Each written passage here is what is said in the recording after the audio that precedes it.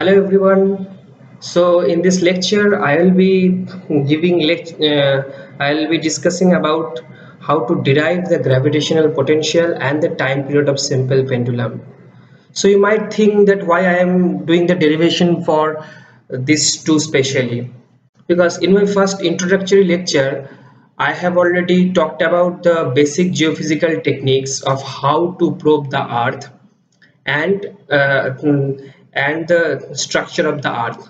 So the techniques include gravity, magnetic, seismic, and the heat flow. So to know about the details of the gravity method, the derivation about the gravitational potential is necessary. So if you know how these things come, it will be very easy for you to grasp the things. So if you know the physical process behind the phenomena, yeah, you can easily learn the things. And the second thing is time period of the simple pendulum, because the measurement of gravity includes the relative and the absolute method. So in the absolute process, there is a method called simple pendulum technique, where there is a time period of the simple pendulum t is equal to 2 pi root over L by g. From that formula you can get to know about the actual acceleration, gravitational acceleration g. So yeah, you need to know how these things come in a simple pendulum. The students in an intermediate level can follow this lecture on gravitational potential, and the students in BSc, pursuing BSc or 11-12, can also follow this, the derivation, derivation in physics of time period of simple pendulum. So let's enjoy the lecture physics. And if you really like my channel, uh, physics and geophysics learning with doctor Devi Jyoti, please like and subscribe. So आइए बहुत simple तरीके से हम चीज़ों को समझते हैं और डिराइव करते हैं. Hello friends, we are now going to derive the gravitational potential. So to derive this, let me first tell you some simple points. Suppose there is a point A and there is a point B, and we just move the small mass from B to A. The potential difference between B to A can be defined as work done in moving the particle from m mass particle from B to A divided by the mass of the particle. So this is for the gravitational potential, and the potential difference between 2 points is just defined. Now in the common assumption is, in moving the small mass from B to the point A, the kinetic energy of m remains constant. So the speed of the particle is unchanged in moving the body from B to A. Okay, now we want to derive the potential at point A. So how can we do that? In physics there is no such theorem of potential at a single point, only potential difference is measured. So now to derive the potential at point B, we take the point A. Now the point B is at infinity. Suppose the point B is at infinity. Now we move that from B to A, the small mass, and we calculate VA minus the point B is now infinity is equal to, we just the work done from infinity to the point A and divided by the mass. So it's very simple. Now as per the principle of physics, the potential at point infinity can be assumed to be 0. So the point at A is equal to work done from moving a point to B. So now we calculate by this, the potential at a point A, we can derive the potential at any point, and the mass has to be displaced from the infinity to a particular point to calculate the potential at a single point. Now for gravitational potential, if the mass of the earth is m, and now the point and the infinity point is the point infinity, the infinity is their reference, and now we want to find the potential at point P. So we displace the mass from infinity, mass m is there, to the point P, and we have to calculate the potential. Now we know the gravitational force is a conservative force. So if you calculate the work done from moving a particle from the point infinity to p, will be the negative of the work done in moving the particle from p to infinity. So we calculate the work done in moving the particle from infinity to the point p. Suppose this distance is the r distance, capital R, the radius of the r. And now to calculate the potential, to calculate the gravitation, we have to calculate the gravitational potential at point p.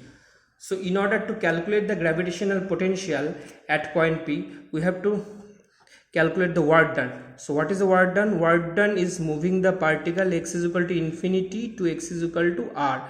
The force and dx. What is dx? Suppose the point, the variable mass is at the point M at any time, and this is small distance dx, and the distance between the mass M and this is the point is equal to x distance. Okay, so at any distance, so we now calculate the potential at infinity in moving the particle from x to r distance. Now this force is the gravitational force. So the between mass M and small m, the gravitational force will be gmm by x square in and dx. So x is equal to infinity to r.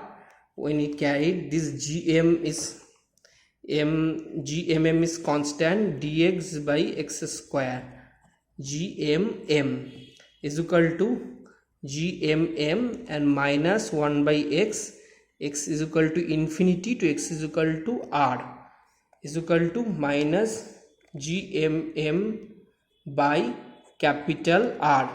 So this is the work done. So now the work done in moving the particle from infinity to the point P.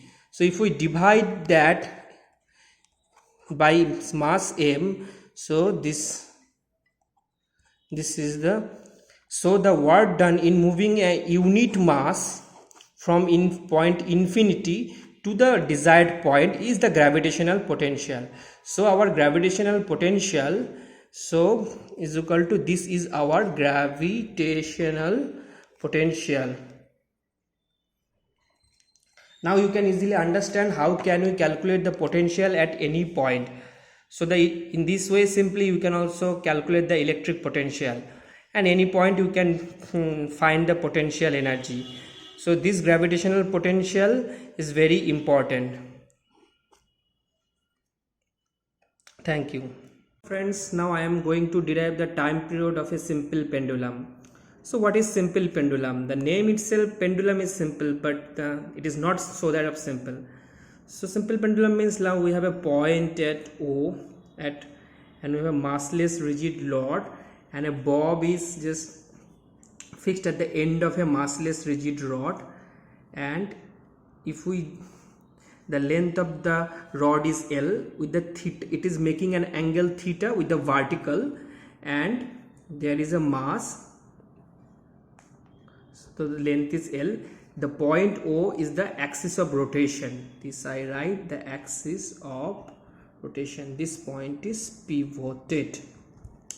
Now what we want to derive? We want to derive the time period of oscillation of simple pendulum.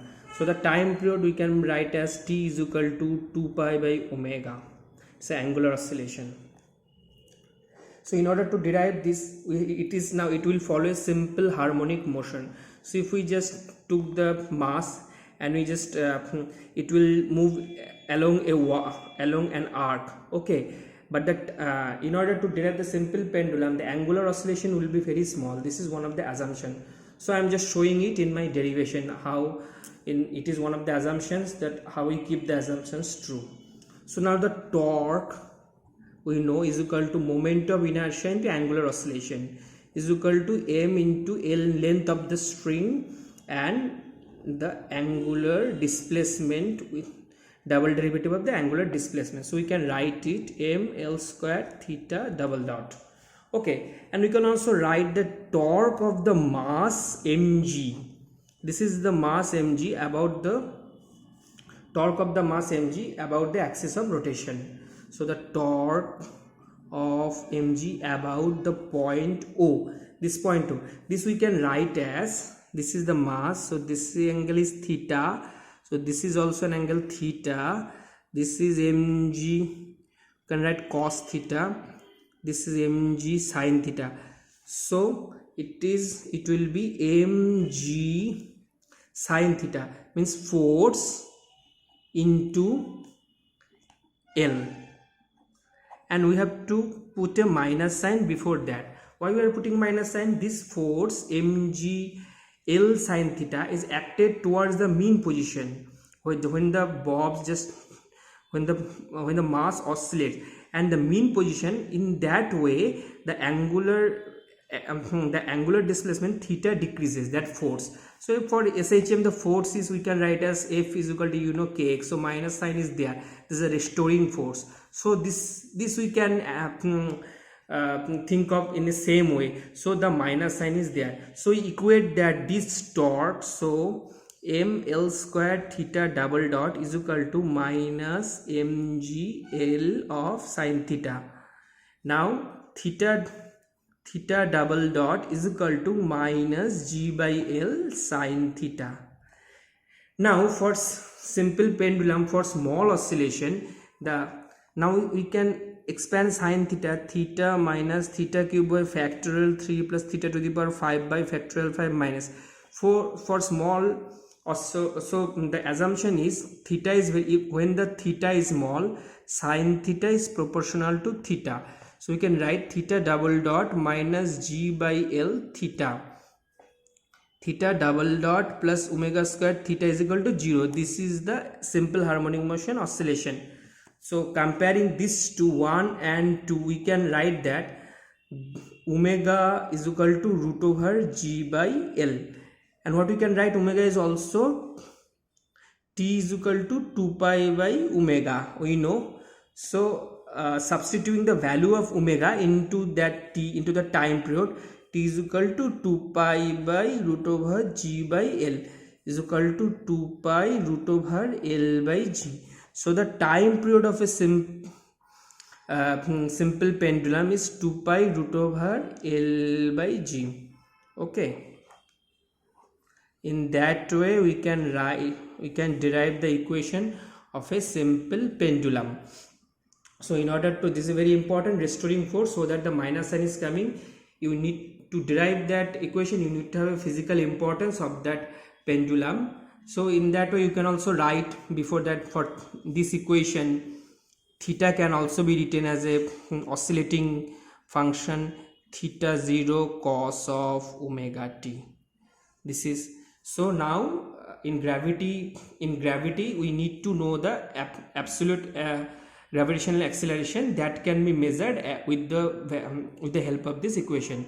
But we measure the time period t with a stopwatch for different oscillation, for small oscillation, but we give the oscillation amplitude as small. So oscillation amplitude is small, and almost it is that for theoretical aspect it is 4 degree. Experimentally you can see that more or less 4 degree, but not more than that. So now from that equation we can write the absolute value of g is equal to l into 4 pi square by t square. This is the value of gravitational acceleration. We know the length of the length of the string, and this is the constant quantity, and measuring the time by the stopwatch for different, in a lab we can find the value of gravitational acceleration. This is also BSc, in BSc level or the graduation level, you will, the one who have done that, you know that thing, or the 12 graduation student will be going to measure that. Thank you very much. I think every